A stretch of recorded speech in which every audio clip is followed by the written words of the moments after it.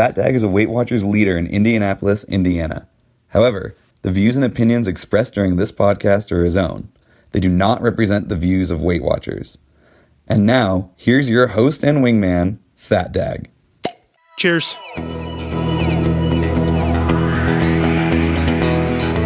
I am your host, FatDag. You're listening to Whys Advice.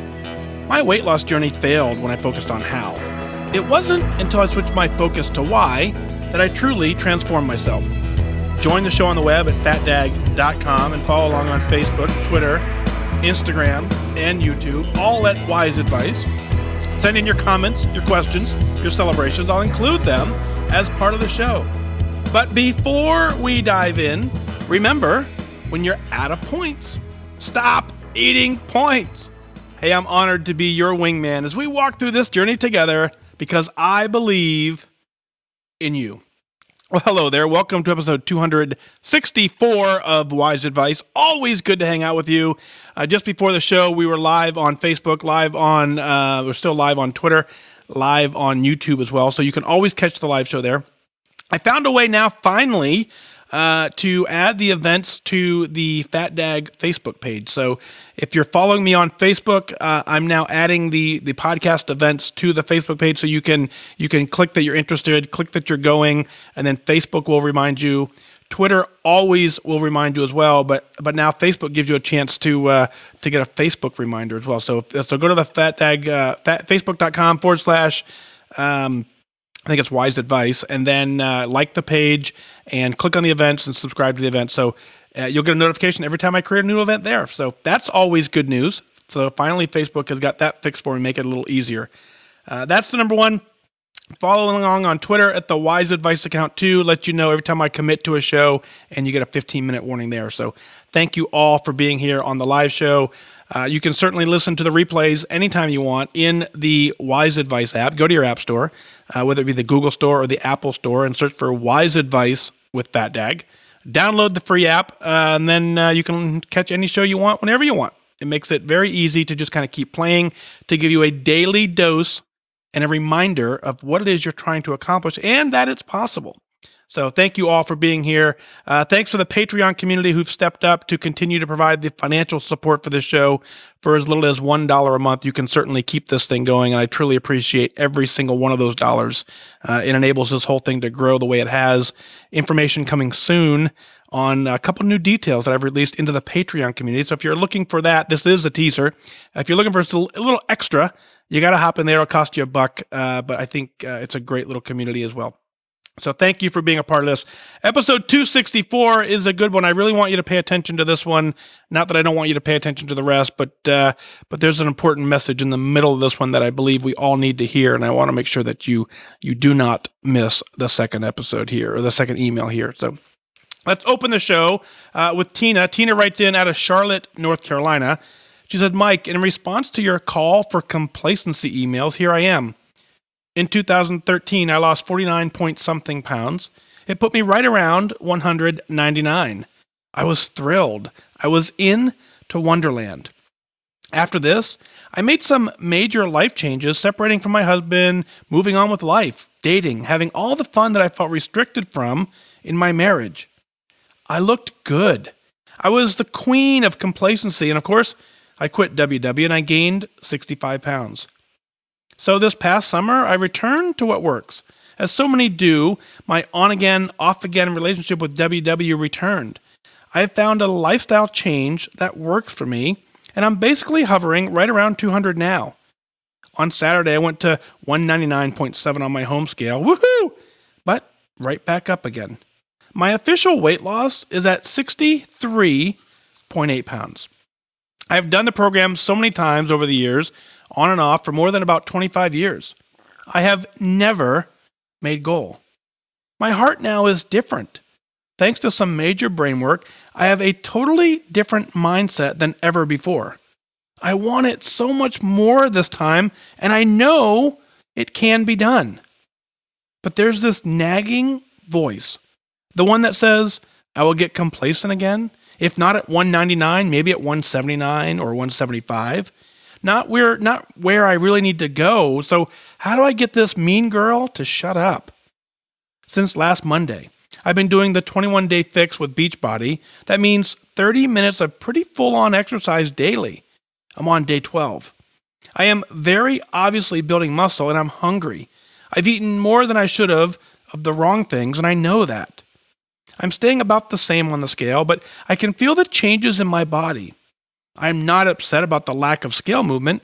I know it will move, but I'm in a terrible mood. I've tried eating more protein, but it really doesn't seem to help. I want carbs, but I don't really want to overdo it. Today I took 4 different outfits. It took 4 different outfits to get dressed for work. I am almost out of everything in my closet, which was honestly, it was a big part of the goal. I'm over 60 pounds down, and I'm so proud of that. But for some reason, this morning's closet activity, it really pissed me off. One dress was too tight, but everything else was huge. This is good, not something to frustrate me. Look, my mind is in the right place. I know that what I'm doing is building habits that I can carry for a lifetime. But this is the place where I know in the past, I've become complacent. I know this is an issue for me, and more than just a little bit, it scares me. What tips do you have to get me over this obstacle? I know this is all in my mind. I know I can do this, but I'm feeling a bit blah about the whole thing. That fear is still there and strong. I think I'm trying to go 1 pound at a time, feeling positive but cautious. I am not happy with the shape of my body this time, where I was much happier at this weight last time. I just think I see it all in a different way. Tina, let's celebrate a couple of the obvious things here first. Congratulations on being 63.8 pounds down. That is incredible work. You started the journey, obviously years ago, rolling through. Great job. You know how to do this. You have proven to yourself time and time again that you understand the weight loss side of this journey. Very, very, very important to understand that. Very important to know that you can do it. That's the hardest part, is knowing that you can do it and believing that you can do it. And then now we have to turn this into, okay, how do I maintain it? The first go around, major life changes. I get it. Separating from your husband, moving on with the life, back to dating, all of that stuff certainly is going to rock your world. And at the time you felt amazing. So therefore the old lifestyle crept back in. And then, you said in your own words, you gained 65 pounds back because you quit following the program. So here's where we're at now. We want to prevent that. And you're doing a great job now by recognizing that is or was a possibility. So you've done it a little bit differently this time. Now you say, okay, I now understand that I have this nagging voice in me that says you're going to get complacent again. And that's not where you want to be. And so how do we get that voice to quiet down? We quiet that voice down by continually working to improve ourselves. One of the things that we have to do is we have to build healthy habits. And when I say that, a lot of times it sounds like it's a little bit cliche, right? We know that. We know we have to do things differently, but we have a set of habits and a set of patterns of things that we do that led us to this point in time. We have to find things along the way that we can modify and change to lead us to a new place. So here you are, you're clearly able to lose weight. You've got that thing locked in. You're working the Beachbody thing. You're working the point where you're getting your exercise in. We have got to figure out the eating side of this. I've said it more than once. I wish there was a food school. Hey, if you run a food school out there, not just as a nutritionist, which I think is a very vital role, but I think so many of us don't know how to eat. We understand there's some things that are better for us than others, but there is a proper way to eat, and I'm not an expert on this, but there's a proper way to eat where your body's getting all of the proper nutrients and fuel that it needs day in and day out. So you fight off the hunger, you fight off the crankiness, and you really are living and eating the best version of yourself. Certainly much easier to do in a controlled environment, but as social situations come in, we have to now balance the social situations with this, this food school that I would love to figure out a way to learn everything we need to know about food. So here's where I want to go with this is complacency is true. And here's what happens. When we are in the weight loss mode, we're focused. We're dialed in. We see the goal. We see the progress. And we know what we're trying to do is doable. We believe it. And so therefore, every opportunity, we make a true assessment of, does this align with my goal, or does this not align with my goal? Does this action push me closer to goal or further away? And when you make those decisions and you see the goal so close, it becomes a little easier to make a difficult choice of, I don't want that right now. What I want is I want to wake up tomorrow a little bit lighter, a little bit healthier, and I want to get to goal. When we get to goal, then suddenly the how to lose weight piece, the desire to lose weight goes away. And then all of a sudden there isn't a single goal to focus on. The simple goal of working out more, moving more, getting more exercise, it isn't measurable like a scale number is. So what happens is as we get complacent, we really like our new life. We like feeling healthy. We like the activity we've added into our life. We like celebrating the things that we now can do that we couldn't do before.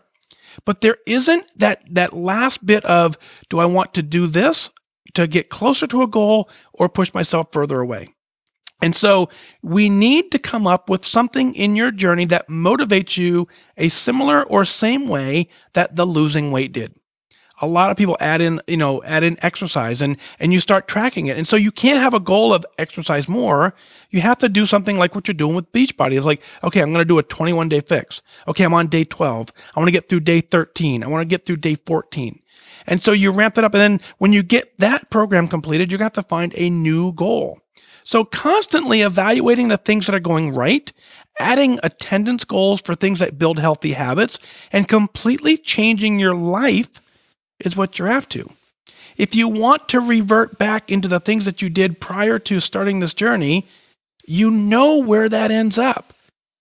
So it's just a matter now of saying, okay, I want to live a healthy, happy life.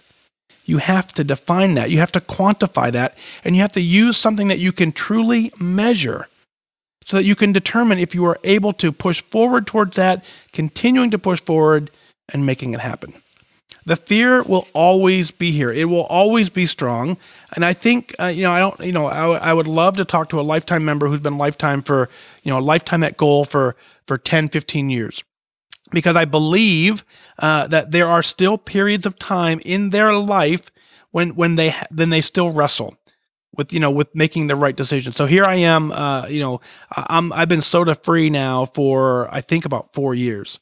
Haven't had a drop of soda in about 4 years. And interestingly enough, for the first time in a long time, we went to dinner the other night, and I almost, out of an auto response, ordered a Coke. Again, haven't had a Coke in 4 years, easily. Haven't had a single drop. Haven't even wanted one. Haven't even thought about it. And then all of a sudden, in the right environment, we walked in, and the lady asked, "What would you like to drink?" And I went, "Water." And it was weird for me. So I guess what I'm saying here is that we truly always will have to fight with ourselves. And so you have to then, again, find something to measure, find something that you can truly check off every day that you're doing it, and making success some other way than a scale. Now, I understand too that, fighting with your closet, you're fighting a good thing. You're fighting clothes that are too big. I always make the recommendation that when you have clothes that are too big, you have to donate them. You have to get rid of them. You got to sell them. You got to do something. Take them to your workshop.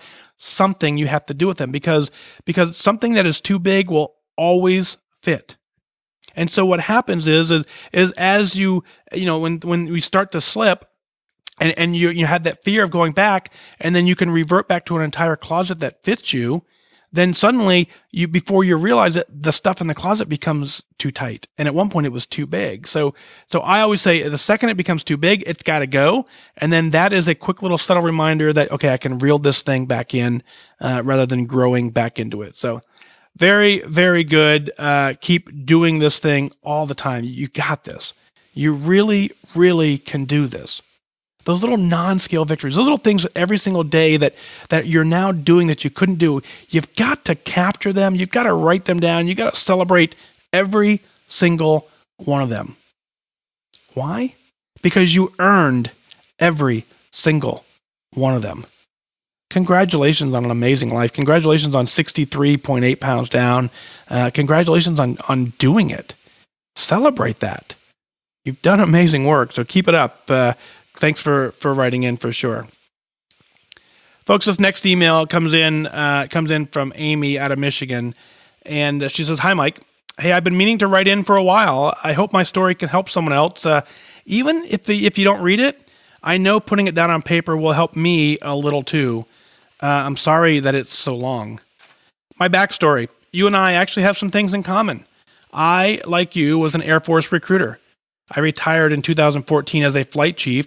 That's regional recruiting manager for the civilian folks out of South Bend, Indiana. We may have even crossed paths a few times. Most of my Air Force career, I was borderline with my weight and fitness, every year cramming into the workouts a couple months prior to testing and just barely passing. Then once I went in recruiting, I really struggled with my weight. Being away from a base, long hours, and lots of windshield time made eating healthy and staying fit a challenge. I found Weight Watchers. I joined a few times, getting down close to goal, then stopping, just to come back later with a new start weight, usually higher than my previous start weight. Not an uncommon story at all. My highest weight during this time, 231 pounds. Fast forward a bit, after I retired in 2014 with a 2-year-old son, I became a stay-at-home mom and a full-time student working on my master's. My weight crept up again, and this time I really committed to WW. I made goal. Woohoo!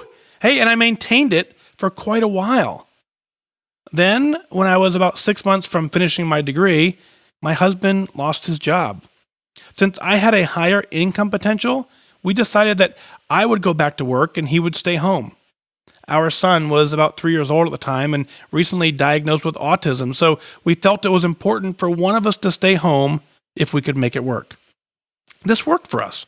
I stopped going to meetings because of my new schedule, and my weight crept up about 10 pounds. At this point, I was at my new job for about 3 months with 1 semester left to go. This is when my world fell apart. No, fell apart is too mild of a phrase. My world was destroyed. One evening in August of 2016, my beautiful sister took her life. She was 2 years younger than me. We had always been very close, but in the last year, she started drifting from me and the rest of the family. I was the last person to speak to her. She called me and we talked for a while about lots of things. There were many red flags during the call, but I missed them all. I blew it. Even with the suicide awareness training that I completed every year through my Air Force career, I completely failed one of the most important people in my life. I hated myself. The guilt was and still is enormous. I always thought grief was an emotional experience, but it's not. It's physical too. It affects every aspect of your life and every fiber of your being. I was exhausted. Just getting out of bed each morning was a struggle. I really think if it hadn't been for my little boy, I might have given up. Eating healthy and exercising were not even on my radar. I started smoking again. I found myself binging on junk food. I was out of control. I started going to a grief support group, which truly helped me maintain my sanity. After a while, I started coming out of the fog, and I realized what I was doing. I was punishing myself for failing to help my sister. I felt like, how could I be so selfish to want to be thin when she's dead? But I also knew that she would not want me to blame myself, and she would want me to be healthy. I also had others who needed me, especially my little boy. Fast forward again, November 2016, my weight was now up to 201. My knees hurt. I couldn't go up the stairs without getting winded. I joined WW again. My leader and my group are amazing. Absolutely nothing like any group I've ever been with, but I was still blaming myself and punishing myself. Even though I was back to going to meetings every week, after 10 months, I was only down 6 pounds total. My head knew I needed to be there, but my heart wasn't ready to forgive myself. but I kept coming, knowing that I couldn't quit and that one day it would click.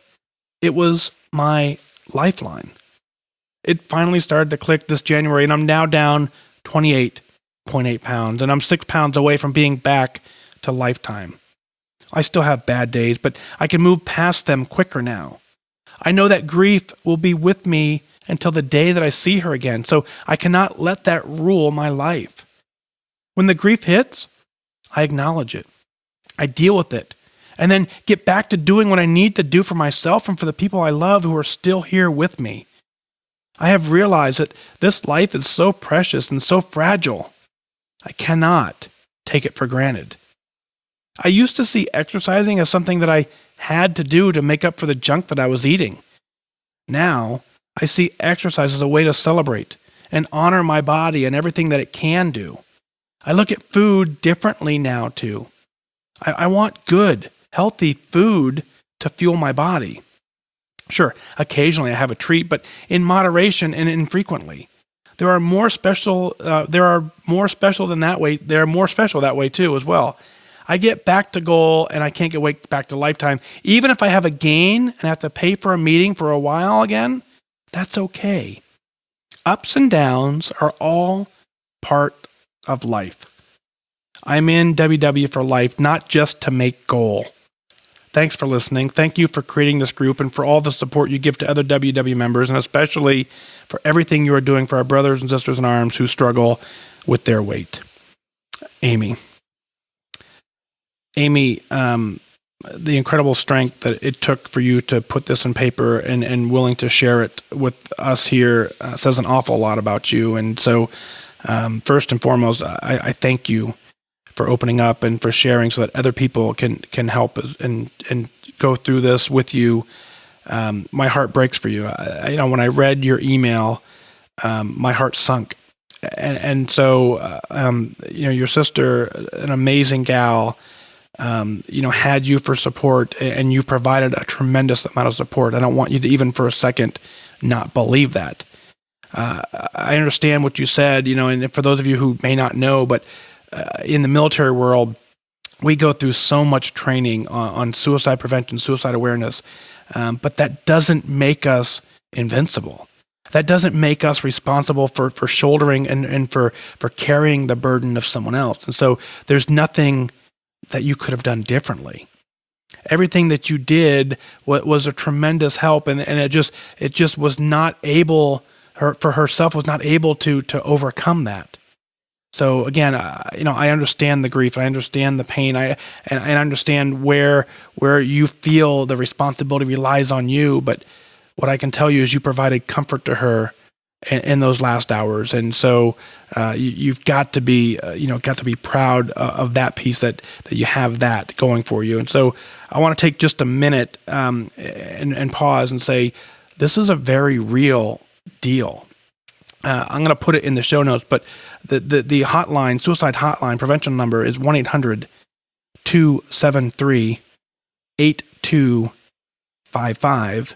For anyone out there listening that this may relate to, I need you to have that number. I will put it in the show notes, but a quick Google search, you can find it as well. But here's where I want to go with this. You summed it up quite beautifully, is that grief is not just emotional, it truly is physical. And so no matter what we're all going through, the grief side of things is just so unpredictable. As you're doing your own journey, there's so many other things in your life that are contributing factors to you trying to just wake up every single morning and getting out of bed becomes the goal. I've said it more than once on this podcast. And so the term do your best is exactly what you've applied. And so you recognize that is that, maintaining goal, getting to lifetime, all that stuff is doable. You can get there. You can do it again. You've proven time and time and time again. So that part is quote unquote easy. Now, balancing that with all the things you have going on, trying to get a degree, husband losing his job, you going back to work, you're an incredibly strong person. And so all of this stuff, bottles up to you. And now you say, okay, I'm just gonna do my best. And because of my boy, I'm not gonna give up. That's powerful. And so I want you to recognize that. And as we're sitting right here, so many people in this podcast have experienced grief along their journey, and on a completely different scale. I can relate just a tiny fraction of a bit to the grief side of it, and losing a loved one in the middle of the journey. And so it certainly does throw you for a loop. You have every bit of reasoning and permission to grieve. And what you need to understand is that process will be a lifelong process, and you need to take as long as you need to take till you get to the point where suddenly you go, okay, I'm getting back into routines. Not necessarily the routines you were in prior, but when you start recognizing that you're now back into routines, that's when it's time to slowly regroup and say, okay, if I'm establishing routines, let me now establish new, healthier routines. During the initial phase of grief, there's nothing routine about your life. So it's not at all doesn't make sense during that stage of grief to try and throw this in the mix as I need to control this when everything else is just such a chaos. So now that you're back to getting back into a routine, now we just modify some of them. Eating healthy, getting exercise, they don't need to be on your radar during that period of time. You're in survival mode. You're simply doing your best. Now, here you are. You've completely regrouped. You're not ever going to forget. You're not ever going to be able to fully move on, but you're now down 28.8 pounds, and you've done that deliberately. You've done that now because you understand that when grief hits, you deal with it. You get back to what you're doing for the people who love you. You get back to the point where you say, I am worth it. I need to make this change. And the exercise truly becomes a celebration of your life. And so now you have this whole other reason to say, I want to go on. And I think moderation clearly is the key. I agree with you 100%. You've done an amazing job. I don't wish this story on anybody, but it's your story to tell, and you did it so beautifully, and you shared it with the entire community, and so many people can relate on some way, shape, or form to this story and go, I understand it. Amy, I get it, and we're incredibly sorry and for your loss, and what we now want to understand and do and say is that we're here with you. We will walk with you every single step of the way till you get to wherever it is you want to be. But your incredible strength that you're demonstrating right now by just sharing this is what allows our community to be what it is, and it becomes a true place of support. So thank you, first of all, for that. And I do want to go back all the way to the beginning where our paths may have crossed. Being an Air Force recruiter, a lot of people don't get the thing that you said. When I read it, I instantly went, yep. And the windshield time, and it's the long hours, and leaving one appointment, going to another, and missing dinner, and the best thing you can do is hit a drive-through. I get that lifestyle. That lifestyle put me significantly overweight as well. Granted, to my own choices, but it was a contributing factor. So just like you and I, it sounds like the stories are very common when it comes to that. And so what we now know is we have proven that we can tackle this, we can make a difference, and we can get to the point in our lives where we now have routines again that we can modify to develop good habits to completely save ourselves. Again, the most important part of your emails I want you to know is as I read it, I saw the amazing victory, the complete darkness, and then I see you coming out of that darkness and having victory again. I'm incredibly proud of you for that. I'm incredibly proud of you for taking the time you needed to grieve how you needed to grieve, and now you have now proven that it's possible to recover. Amy, thank you again for writing in. Big hugs through the podcast to you. Keep up the amazing work, and keep me posted. Let me know everything else that's going on from this point forward. Folks, again, I really just want to make sure, and I'll put it in the show notes, but I want to repeat the number just because I think it's that important. The Suicide Prevention Hotline, 1-800-273 8255. Reach out. There are folks trained to help you. What you're going through is normal. It's experienced by thousands and thousands of people. And there are professionals who want to help you. And so, I'm not an expert, not trained in that area. If I can lend an ear, I would gladly do so. But I want you to reach out for the help that you need, because together we're better. We can do everything through each other. And so I want to share that one more time. So thank you. Next email out of Colorado Springs comes in from Becky. Becky says, "Hi, Mike. Hey, I wanted to update you on life here. As I mentioned in the Discord chat earlier, I saw a specialist today, and I confirmed that I have, Dupuytren is what I'm going to call it, Contracture. As I said in the chat, it's a life-altering condition, but it's not life-threatening. It's something that I've never heard of before this past week when my GP looked at my hand and said, hey, it might be Dupuytren's, and I needed to see a specialist. It's an incurable hereditary genetic condition that causes collagen to form in your hand, tightening the tendons and pulling the fingers into the palm. They have various options like injections and surgery to try and stop the contracture, but there is no permanent fix. They just have to keep working to stop it from contracting the fingers for the rest of your life. Right now, we're in a waiting stage, as my fingers need to become more contracted before they attempt to alleviate it, as they have learned that if they attempt to do this too early, it returns with an aggressive vengeance. I left the doctor's office after learning all of this, wanting to go eat all of the sweets, but instead I chose to take a quick walk and call my sister and talk through it. When I got home, I jumped on the Mundag chat on Discord because it was that time of the week. It's in my planner to make sure I don't miss it. The last few minutes of the chat that I caught were so encouraging and refocusing to me. I love that time. It really is my favorite part of the week. Afterwards, I ate an on-plan lunch and I took a long walk, and, well, I'm not going to lie, I cried more than a little. I have a little fear because of this uncertainty of this situation. My first love and passion is music, specifically playing the clarinet. It's my heart instrument. Playing it just fills something deep inside of me that nothing else as I do has ever been able to replicate. I'm a little devastated considering a life where that may become an impossibility. Then there's my job. I repair clarinets. Again, it's difficult to think of a life where I can no longer do that. I don't know where this is going or how bad it will become. It seems to be growing pretty aggressively right now. But this one thing I've learned from you, I cannot control what is going on in my hand, but I can control what I put in my mouth, what I focus on, and what I do. So I came back from my walk and I resolved to do just that.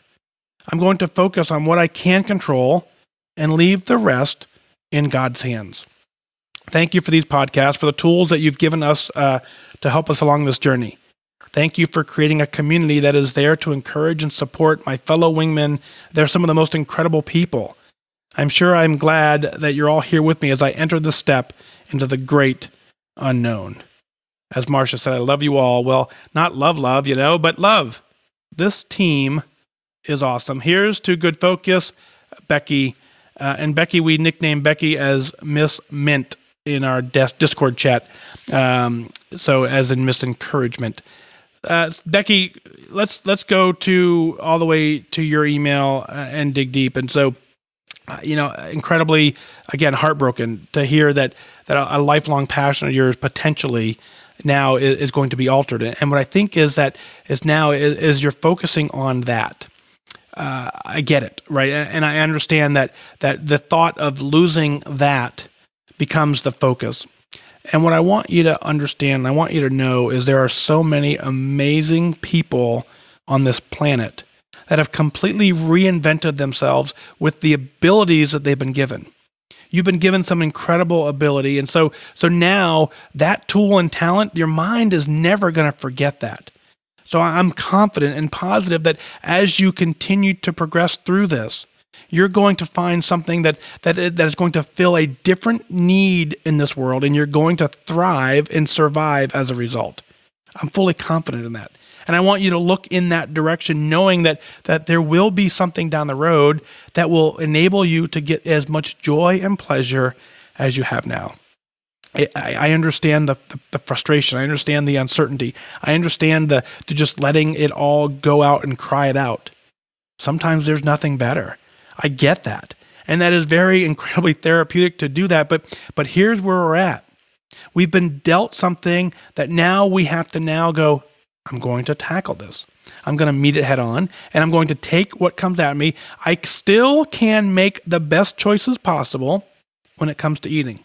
I can preserve the health that I have as best as I can. That part is within your control. So continue to do that piece. Continue to focus there, and let's see where this happens. I agree with you. The Discord chat, it's one of my favorite times of the week as well. And so for those who aren't familiar, for those of us in for the Patreon community, every Monday, Mondag we call it, from 3 to 4 Eastern, we hop on the computer and we just chat back and forth, and we run through a bunch of questions just to kind of really set the week off great. So if you want to be a part of that, certainly get to fatdag.com, click on the Become a Patron link, you'll be populated into there. But the chat's kind of fun because we name each other superhero names. We find fun things to say. So like I said, we call Becky Mrs. Mint for Miss Encouragement. And so that's her superhero name for short. And so as you now are an encourager, I want to encourage you as well. I want you to know that this is, the term disability bothers me. Because, so many of us have a disability, and some we can see, some we can diagnose, some we know about. But really what it is it's not about what you can't do. And so that's kind of why I dislike this term is we use the term in a negative way to say, these are things that I can no longer do.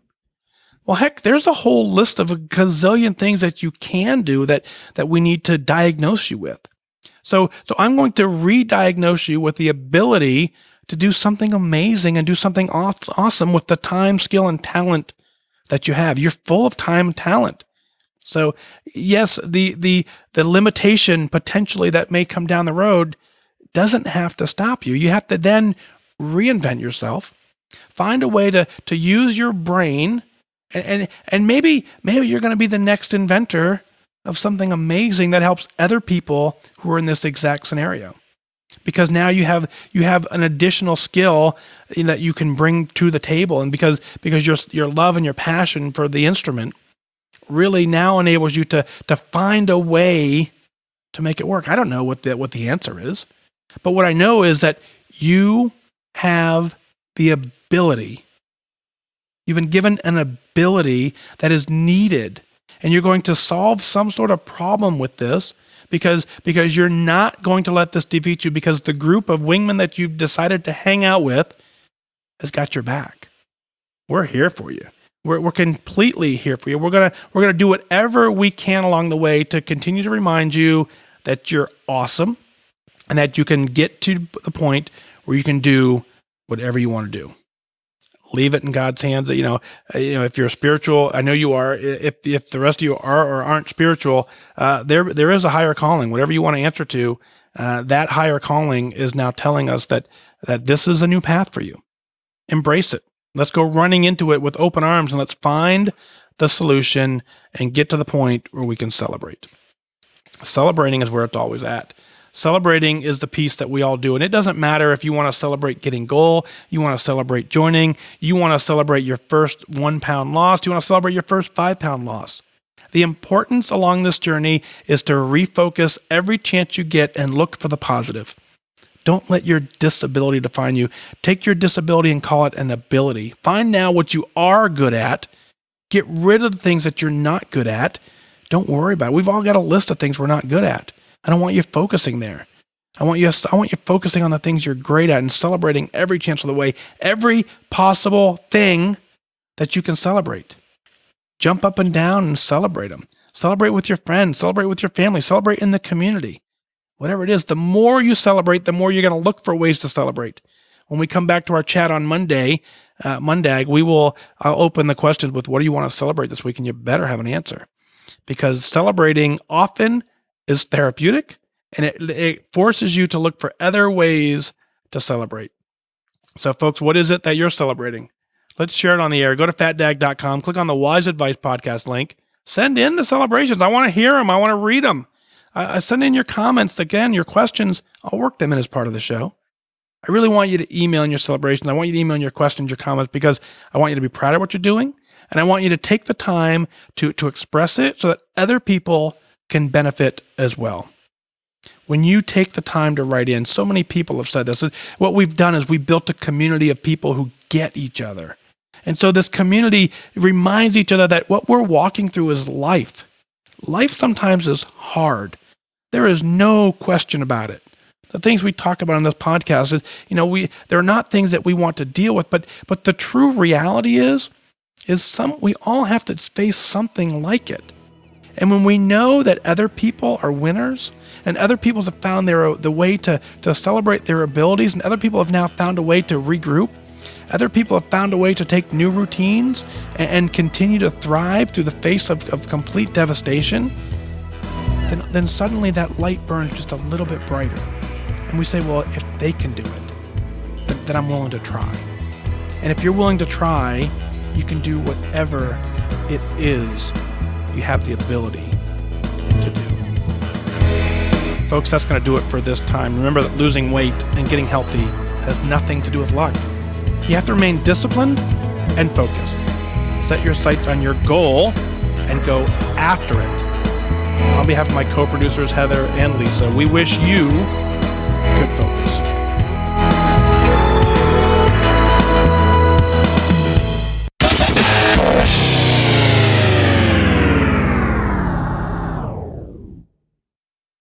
Thank you for listening to the Whys Advice Podcast. Did you know for as little as $1 a month, you can take the next step as a wingman and support the show? Visit FatDag.com, click on Become a Patron today.